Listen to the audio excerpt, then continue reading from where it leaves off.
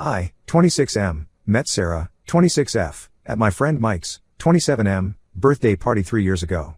Mike's girlfriend Ashley, 26F, had invited Sarah since they worked together at the time. I wasn't planning to go to the party that night because I had a big project deadline coming up at work, but Mike insisted, saying I was working too much and needed to socialize. I'm glad he did because that's how I met the love of my life. Sarah and I clicked instantly. We spent the whole night talking about everything from our shared love of true crime documentaries to our similar experiences growing up as only children. She had just moved to Seattle from Boston for her new job in marketing, and I offered to show her around the city. One coffee date turned into dinner, which turned into weekend trips exploring Washington state, and before we knew it, we were inseparable. 6 months into our relationship, my lease was ending, and Sarah was struggling with her roommate situation. Her roommate Kate, 25F, had started dating this guy who practically lived at their apartment without contributing to rent or utilities. Sarah was uncomfortable with the situation, especially since the guy would often walk around in his underwear even when Sarah was home. When I suggested moving in together, it just made sense. We found a nice apartment in downtown Seattle, close to both our workplaces. The rent was a bit high, but we managed by splitting everything equally. Sarah's parents Thomas, 52 meters, and Linda, 50F, weren't too happy about us moving in together so soon, but they came around when they met me and saw how happy Sarah was. The problem started about 2 months after we moved in. Sarah works as a marketing executive at a large tech company, and her position often requires her to stay late for client meetings or project deadlines. The first incident happened when she was walking home from the bus stop around 8 p.m. A guy started following her, making explicit comments about her appearance. She called me immediately, and I ran down to meet her, but the guy had already disappeared. After that, similar incidents started happening more frequently. Sometimes it was just catcalling, but other times men would follow her for blocks, trying to get her number or asking where she lived. We filed several police reports, but they always said the same thing: without evidence of a direct threat, there wasn't much they could do. Sarah's sister Emma, 24F, suggested she change her route home or take Ubers instead of the bus, but that wasn't financially feasible with Seattle's rideshare prices. Plus, why should Sarah have to change her entire routine because some men can't behave decently? She's worked hard to get where she is in her career, and I hate seeing her have to make compromises because of these creeps. I started picking her up whenever she had to work late, but last week I had to attend a mandatory work conference in Portland. Sarah insisted she would be fine taking the bus since it was still light out when she left work. I was hesitant but didn't want to be overprotective. That's something we've discussed before, finding the balance between keeping her safe and not controlling her life. Around 7 p.m., I was in the middle of a presentation when my phone started buzzing. I stepped out to take the call and heard Sarah crying hysterically. A drunk man had started following her from the bus stop, screaming incoherently about Trump and threatening to kill himself. He followed her all the way to our apartment building, getting more aggressive with each step. When Sarah tried to close the lobby door, he stuck his foot in to prevent it from closing. She managed to squeeze through and run to our apartment, but she could hear him screaming and banging on the lobby door. Sarah called 911, but they said it would be at least 20 minutes before a patrol car could arrive. She was trapped in our apartment, terrified that the man might somehow get into the building. She could hear him outside, alternating between screaming threats and crying about how women always reject him. She called her sister Emma, who lives about 15 minutes away. Emma came over with her boyfriend Mark, 27 meters, but by then the man had disappeared.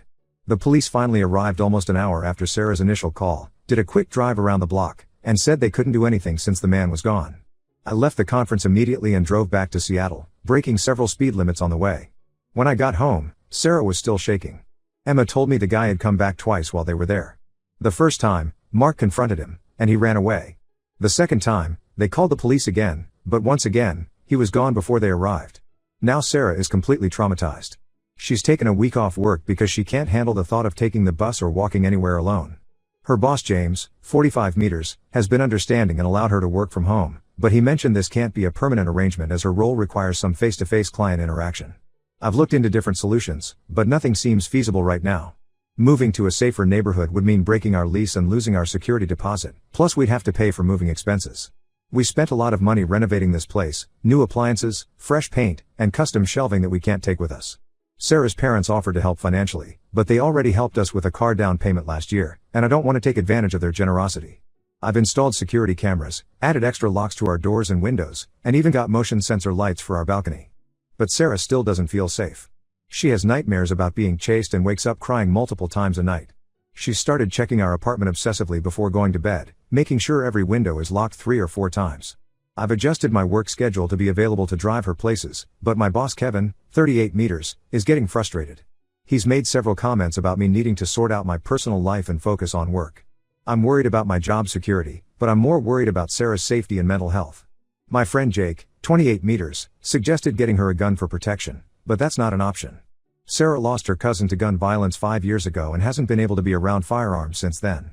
I've ordered pepper spray and a personal alarm, but after seeing how aggressive that drunk man was, I'm not confident these would be enough to stop someone who's really determined to hurt her. I feel completely useless. The police won't help, moving isn't immediately possible, and I can't be with her 24/7. How do I help her feel safe again? What can I do to protect her better? Any advice would be appreciated. Update 1 first, I want to thank everyone who commented on my original post. Your suggestions about security systems and self-defense classes were helpful, even though we haven't been able to implement most of them yet.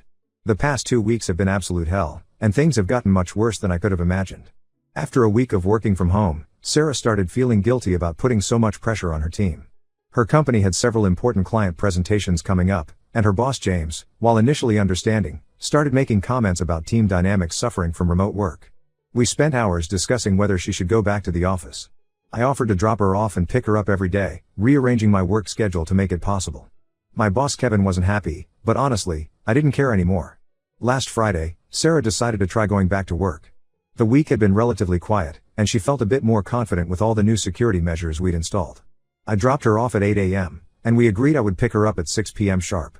She texted me throughout the day, letting me know she was okay, and things seemed to be going fine. Around 5:30 p.m., I received a text from Sarah that made my blood run cold. She said there was a guy in the coffee shop across from her office who had been watching her all day. She first noticed him during her lunch break when she went to get coffee with her coworker Jenny, 28F. He was sitting by the window, staring directly at her. When she went back to the office, she could see him still sitting there, occasionally looking up at her building. Sarah decided to leave early and asked if I could come get her right away. I was in the middle of a meeting but left immediately, telling my boss it was an emergency. The drive to her office usually takes about 20 minutes, but there was heavy traffic due to an accident on the main road. I tried calling Sarah to tell her I'd be a little late, but her phone went straight to voicemail. When I finally reached her office building 30 minutes later, Sarah wasn't in the parking lot. I ran up to her office, but it was empty. Her bag was still at her desk, and her computer was still on. Jenny told me Sarah had left about 15 minutes ago, saying she was going to wait in the coffee shop since I was running late. I felt my heart stop. I ran across the street to the coffee shop, but Sarah wasn't there. The guy she had mentioned wasn't there either. The barista remembered Sarah coming in looking scared, but said she had run to the bathroom and hadn't come out. When I knocked on the bathroom door, I heard crying. Sarah had locked herself in the bathroom. The guy had followed her when she left the office. He tried to grab her arm in the parking lot, saying he just wanted to talk. Sarah managed to break free and run into the coffee shop. Her phone had died, which is why she couldn't call for help. She had been trapped in that bathroom for 45 minutes, terrified that the guy was still outside waiting for her. The coffee shop staff had called the police when they noticed something was wrong, and this time they actually caught the guy. He was still lurking around the building when the police arrived. That's when everything got even more complicated. The guy turned out to be David, 29 meters, Mark's cousin. Yes, the same Mark who is dating Sarah's sister Emma. Apparently, David had seen Sarah's pictures on Mark's social media, photos from family gatherings, dinners, and the holiday party we had all attended last Christmas. He had become obsessed with her, following Mark's and Emma's social media accounts to track Sarah's locations and routine. Emma broke down when she found out. She had been regularly posting pictures of her sister dates with Sarah, including the cafes they visited and the shops they liked. She even posted about Sarah returning to work that day, excited that things were getting back to normal. She never thought someone would use this information to stalk her sister. Mark is devastated too. He had no idea his cousin was capable of something like this. Apparently, David had been asking casual questions about Sarah for months, but Mark thought he was just being friendly and taking an interest in his girlfriend's family. Mark immediately cut all ties with David and is cooperating fully with the police, providing them with all the messages David had sent him asking about Sarah. The police have charged David with stalking and attempted assault, but he was released on bail 2 days later. His parents posted the bail, claiming their son has mental health issues and needs help, not jail. We've filed for a restraining order, but the hearing isn't for another month. The legal system moves painfully slow when you're living in fear. The situation has caused a huge rift in Sarah's family. Emma is destroyed by guilt, constantly apologizing and crying about how she never should have posted so much on social media. But their parents are defending Emma, saying she couldn't have known David would do something like this. They're pressuring Sarah to forgive her sister, saying family needs to stick together during difficult times. Sarah has completely shut down. She's angry at Emma for unconsciously helping her stalker, angry at her parents for defending Emma, angry at Mark for bringing David into their lives, and angry at me for not getting to her faster. She's barely eating or sleeping. When she does sleep, she has nightmares about what could have happened if she hadn't made it to the coffee shop in time. I suggested talking to a victim advocate that the police recommended, but Sarah refuses. She says she's tired of telling her story to people who can't actually help her. The only person she still talks to is Jenny, who has been bringing her work files and checking on her daily. Jenny even offered to be a witness for the restraining order hearing, as she had noticed David watching The Office several times before but hadn't realized he was targeting Sarah specifically. Our relationship is struggling. Sarah doesn't feel safe anywhere or with anyone anymore. She flinches when I try to hold her, and she started sleeping in the guest room because she says she needs space. I'm trying to be patient and understanding, but it kills me to see her suffering like this. I don't know how to help her anymore. Everything I do seems to make things worse. Has anyone dealt with something similar? How do you help someone rebuild their sense of safety when it's been completely shattered? How do you hold a relationship together when trust in everyone and everything has been broken? Update 2. I really wish I was writing this update with better news, but everything has gotten so much worse in ways I never could have imagined. The past month has been like living in a nightmare that keeps revealing new, darker layers. The restraining order hearing was scheduled for last week. Sarah had been preparing for it with help from Jenny, who had been documenting every time she noticed David watching The Office. Jenny even helped Sarah organize a timeline of events and gathered statements from other coworkers who had seen David lurking around. 2 days before the hearing, Sarah received an anonymous email with screenshots of text messages. At first, she thought they were from another one of David's victims trying to help. But as she read through them, she realized they were conversations between David and Jenny. Yes, the same Jenny who had been supporting Sarah through all of this. The texts went back months. Jenny and David had dated briefly last year after meeting at a company event. She broke it off because David wasn't ambitious enough for her, but she never got over him. When she saw him watching Sarah from the coffee shop that first day, she didn't warn Sarah. Instead, she texted David, asking why he was there. That's when their sick collaboration started. Jenny began feeding David information about Sarah's schedule, which entrance she used, when she took lunch breaks, and which days she stayed late. She even told him about our plans to move next month, including the address of the new apartment we were considering. The most disturbing messages were from the day of the incident at the coffee shop. Jenny had texted David that Sarah was leaving early, suggesting he accidentally run into her in the parking lot. She thought if she helped orchestrate enough chance encounters, David would realize Sarah wasn't interested and come back to her. At least, that's what she claimed when the police questioned her. We took the messages to the police immediately. They brought Jenny in for questioning, and she broke down pretty quickly. She admitted to everything but kept insisting she never thought David would hurt Sarah.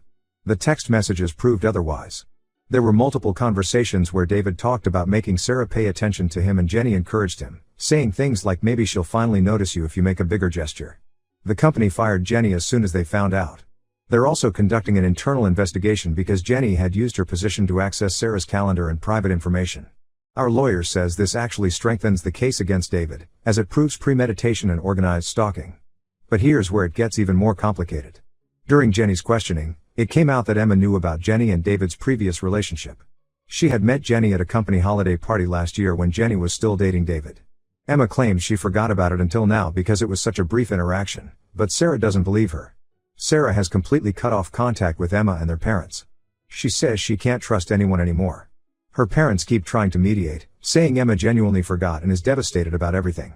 They've been calling me constantly, asking me to help convince Sarah to talk to Emma, but I've stopped answering their calls.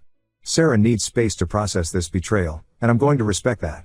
Mark has been trying to make things right by helping our lawyer build a case against David. He's provided years of messages and emails showing David's increasing obsession with Sarah. But Sarah doesn't want his help. She says everyone connected to David is dead to her now. We've had to completely scrap our plans for moving since Jenny knew about them. The property manager was understanding when we explained the situation and agreed to let us break the lease without penalty. We're looking at places in completely different neighborhoods now, and we're not telling anyone the address except our employers. Sarah has quit her job. She couldn't handle going back to that office knowing Jenny had been watching her and reporting her movements to David all those months. Her boss James tried to convince her to stay, offering to move her to a different apartment or let her work remotely permanently, but Sarah says the company will always remind her of this nightmare. I don't know what's going to happen now. The legal proceedings are ongoing. Both David and Jenny are facing stalking charges, and Jenny is also being charged with conspiracy and misuse of private information. Our lawyer says the case is strong, especially with the text messages as evidence, but court dates keep getting delayed because David's family hired some hotshot defense attorney who keeps filing motions. The only silver lining, if you can call it that, is that Sarah has started sleeping in our bedroom again. She says I'm the only person she trusts now. I just hope that trust is enough to help us get through this and rebuild our lives. Update 3. This will probably be my final update. I'm writing this from our new apartment in Portland, where we moved 3 weeks ago. A lot has happened since my last post, and I want to provide closure to everyone who has been following our story and offering support. The legal proceedings against David and Jenny are still ongoing, but there have been some developments.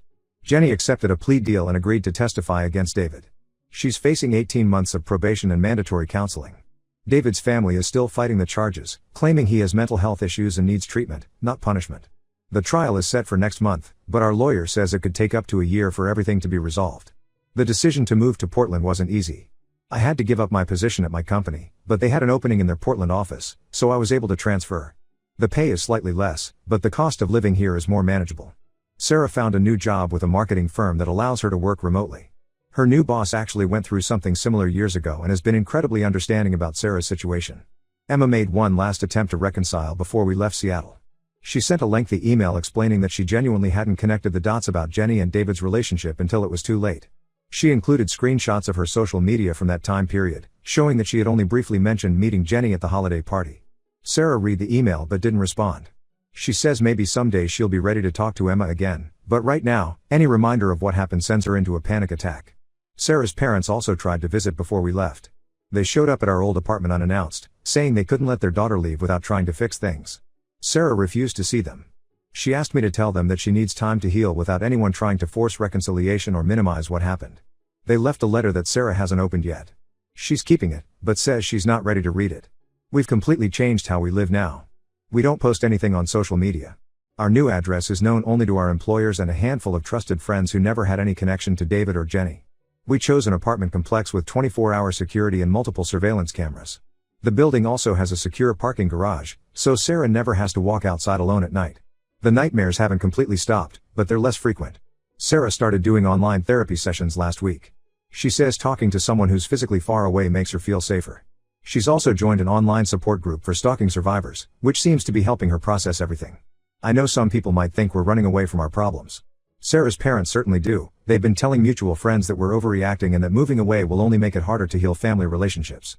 But I've seen Sarah smile more in the past week than she did in the last 3 months in Seattle. Sometimes running away is actually running towards something better. We're slowly building a new life here. We've met some neighbors who invited us to their game night, and Sarah is considering going. It would be her first social event since everything happened. She's nervous but says she wants to try. That's progress. I don't know what the future holds, especially with the ongoing legal battle. But for now, we're focusing on creating a safe, peaceful life in our new home. Sarah is finally sleeping through the night again, and honestly, that's all the validation I need that we made the right choice. Thank you to everyone who offered advice and support throughout this ordeal. Your messages helped us feel less alone during the darkest times.